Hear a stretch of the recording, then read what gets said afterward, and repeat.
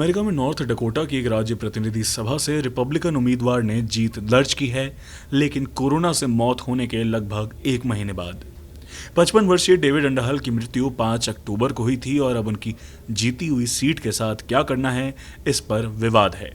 अमेरिकी अखबार the Bismarck Tribune के मुताबिक अंडरहल की मां पैट अंडरहल के मुताबिक डेविड अंडरहल की तबीयत शुरुआत में खराब हुई थी कुछ दिनों तक और उसके बाद उन्हें अस्पताल में भर्ती कराया गया था। उनकी मां ने कहा कि अंडरहल कोविड-19 को लेकर बहुत सावधानी बरतते थे और वह अक्सर उनसे देश सेवा के बारे में चर्चा करते थे। पैट अंडरहल ने आगे बताया कि उनके बेटे का दिल खेती में था। वे किसानों और कोयला उद्योग के लिए बेहतर चीजें चाहते थे। वैसे डेविड अंडरहल द्वारा जीती गई सीट पर नतीजे आने के एक दिन बाद ही गवर्नर ने उस पर किसी को राज्य प्रतिनिधि सभा में भेजने का प्रस्ताव दिया, जिसे राज्य के अटॉर्नी जनरल ने ठुकरा दिया। North Dakota attorney general Wayne Stenehjem ने कहा कि गवर्नर डग बर्गम को डेविड अंडरहल द्वारा जीती गई सीट पर किसी और को नियुक्त करने का कोई अधिकार नहीं है।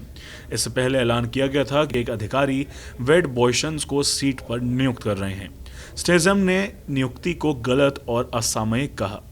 शुरू में तो नॉर्थ डकोटा के चुनाव अधिकारियों के पास कोई मिसाल ही नहीं थी कि अगर चुनाव के इतने करीब किसी उम्मीदवार की मौत हो जाए तो क्या करें।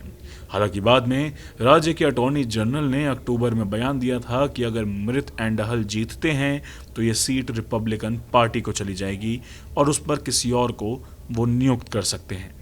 ब्यूरो रिपोर्ट, गो न्यूज़।